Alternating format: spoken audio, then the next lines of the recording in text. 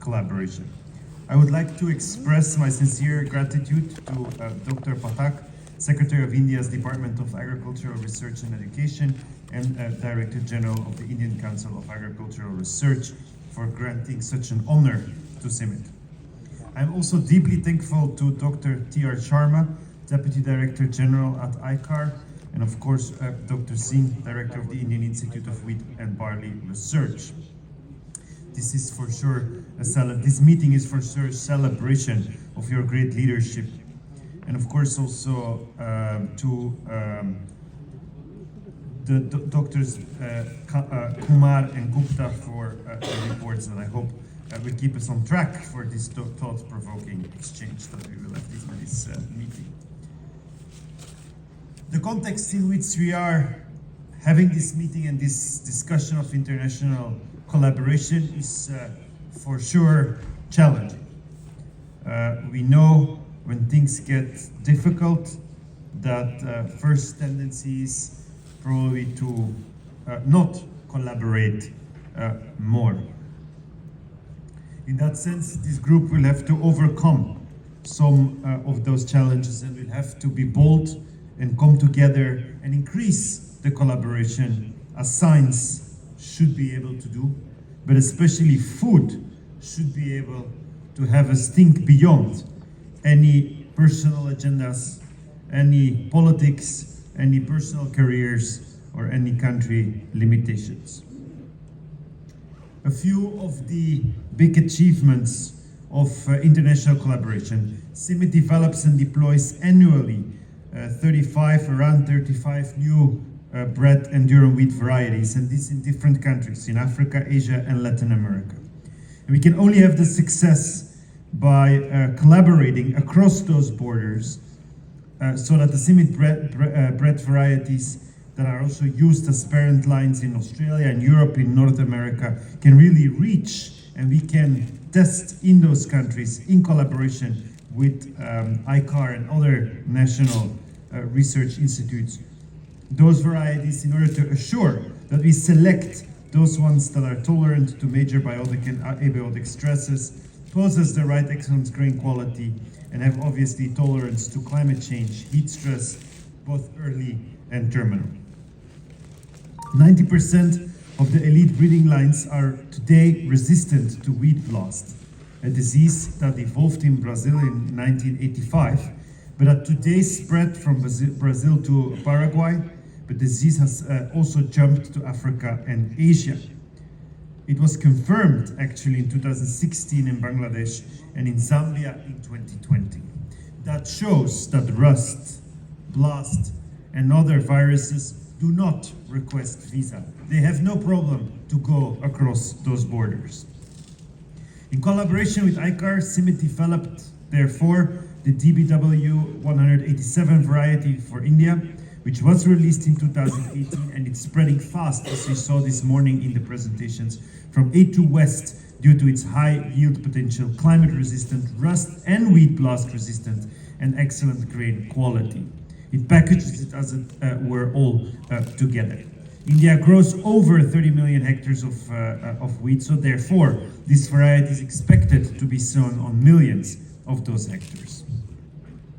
Another component, we do need not only to have climate resilience, we don't only need the yield, we do need to construct also sufficient nutrition. And it starts with looking at, for example, zinc, iron, and other valuable bioactive components, and how can we put them into wheat, but also how can we construct, as you hope all had a very good lunch, how can we construct nutritious lunches, how can we construct nutritious food that also promotes diversification of crops in the different agroecologies. Together, we have developed competitive and profitable zinc-enhanced wheat varieties using conventional breeding techniques, and that have been released not only in the country but in the whole of South Asia, providing between 20 to 40% more zinc than the local commercial varieties, and as such, not only benefiting the farmers but also consumers in the cities with improved possibilities. 15 biofortified wheat varieties, as a matter of fact, that yield up to 5% more than commercial varieties have been released in India, Bangladesh, and Nepal since 2014. 8 of those only in the past 2 years. Our objective is to mainstream zinc in the wheat breeding program, as that will enhance not only to have it specifically, but overall globally into all of our varieties. Future challenges, therefore, include accelerating and maintaining parallel rates of genetic gain for productivity under an increasing global warming and dwindling irrigation resources crisis. As we could see, Eric, in the presentation this morning, irrigation and water management can be part of a strategy to make our crop production more resilient. But if water is also an issue, we really need to bring those elements together in the nexus of water, food, and energy. Today we are suffering from the triple C impact: COVID, post-COVID, climate, and conflict. It is in this context that we would like to propose a strong agenda that can fight against the global food crisis. When I discuss it with farmers, we were trying to find a good comparison of what needed to be done. And one of them said, when I hear you speak, it's like we're in a zombie movie and the zombies were released. You know, those scary movies, and all of a sudden they go after everybody. People were saying what we normally do as human species when there is a danger is we run and we try to save ourselves. So if we have a big hill, we try to run on top of the hill, and if we are safe on top of the hill, we keep the danger down of the hill. Wouldn't it be better if there's a danger, if we send the danger up to the hill and we keep everybody happy down from the hill? So what we need to do is to develop counterintuitive collaborations that keeps the danger up, but keeps us organized down there in a very nice, prosperous society. Therefore, we need to increase wheat productivity and profitability in food insecure traditional wheat growing areas. We need to scale up crop improvement, farmer-centered research, and extension services. Crop improvement and agronomy need to go together so that they together are our best insurance against the global food shock, which is unfortunately already there. And India plays a very important role to provide the rest of the world from food security. Therefore, we need to support also expansion of wheat production in countries that have traditionally relied on imports and continue to train hundreds of researchers. While we do that, we need to keep monitoring and set up our early warning systems. I think one of the biggest returns on investment were the UG99 monitoring systems. It is just very difficult to show what the value is of what you avoided.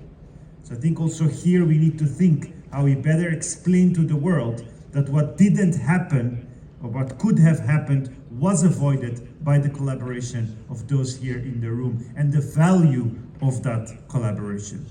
And that needs to go through effective research-based policy interventions and multidisciplinary and transparent research that aims at building resilient food systems and communities.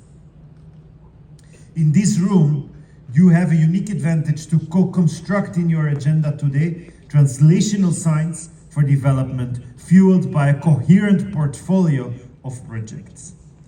Therefore, let's look at demand-driven frontier research that integrates G by E by M, so including genetics, breeding, and agronomy.